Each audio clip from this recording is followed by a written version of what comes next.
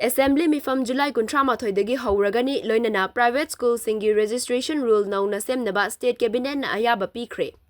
Ngarang ayuk pung 10 dagi nungthil pung 1:30 faubada pangthokhiba state cabinet Meefam na tongan mawarep kaya lawbaga loinana Manipur Legislative Assembly gi Meefam tha asigi 13 dagi famba haunaba warep lawkhre. 12 suba Manipur Legislative Assembly gi mangarak suba Meefam chahi asigi February 19 dagi March ki tang 5 fauba pangthokhibani. Handaki Meefam asina 3 suba Meefam oigadoribani loinana sitting kaya laigadagi haiba adudi Manipur gi governor na ayaba piraba matungda Business Advisory Committee BAC gi Meefam ama pangthoklaga lepkadabani. State Cabinet Meefam loiraba matungda Health Minister Dr. Sapam Ranjan gi lamfelda laiba yumda paumi singda briefing ama pibada mahakna haikhibada tha asigi 13 da 12 suba Manipur Legislative Assembly gi 3 suba Meefam pangthoknaba Cabinet Meefam na ayaba pikre. Meefam asi tha 3 lairaga pangthokpa normal Meefam ni. Manipur da lairiba Village Defence Force VDF sing asi rationalization taunaba Home Department ta khangankhre. Makhoi asi hanadi district amadagi district ama lanna posting piba yaramdabani.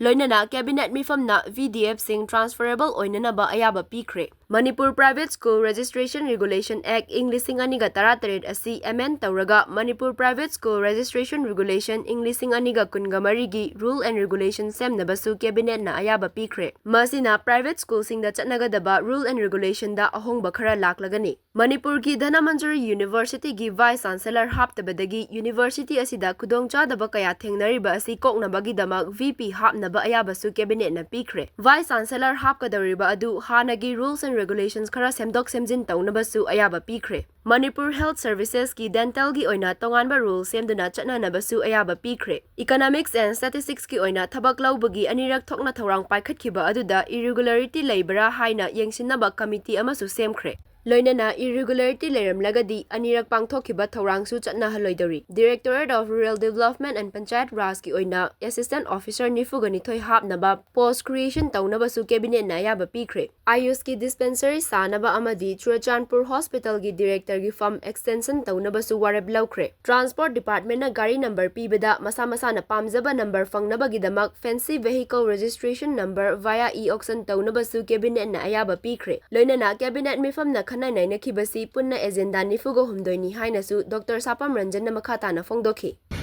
Ako'y village defense force hanadi within the district magi posting jaleram dase village defense using the VDF singzi loina hujikti they will be transferable ako'y district amada loina transferable urbe aba sige na say cabinet na decision lo at the far west areas or east areas or hanadi VDF singzi market district to am na tani adu hujikti ama district amadagi district malala dabagi transferable handle adugi decision do si cabinet na adugi wale pa lobe duga koi hana Manipur Private School Registration Regulation Act 2017 do amend tawraga duga akoy Manipur Private School Registration Regulation Rules 2024 ama frame tawna na magda cabinet na ayaw bigger sige details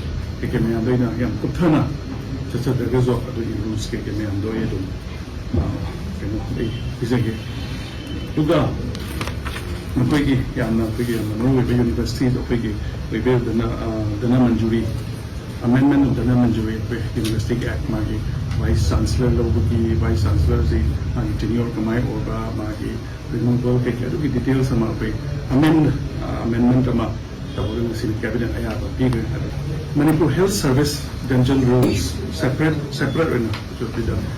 Manipur Health Service dental rules with exemption from consultation or conference with NPSC magi rules of Manipur Health Dental gi wina rules ano ba ma si cabinet sina ayaba sige sina bigger duga atay ako'y kinonsida the Director of Economic and Statistics sida ako'y hana recruitment ki to hana anirakthot na recruitment kara tawgi badu music cabinet na adugi kanyugi matang do committee ma semaga magi department admin yembiraga ada magi any irregularities kara labor khotpa yawbra in case of if there is irregularity ꯂꯩꯔꯝꯃꯒꯗꯤ ꯑꯗꯨꯒꯤꯗꯨ ꯑꯩꯈꯣꯏ ꯍꯥꯟꯅꯒꯤ ꯀꯩꯅꯣꯗꯨ ꯁ꯭ꯀ꯭ꯔꯦꯞ ꯇꯧꯅꯅꯕꯒꯤꯗꯃꯛꯇ ꯑꯗꯨꯁꯨ ꯑꯩꯈꯣꯏ ꯀꯦꯕꯤꯅꯦꯠꯅ ꯑꯌꯥꯕ ꯑꯗꯨꯝ ꯄꯤꯈ꯭ꯔꯦ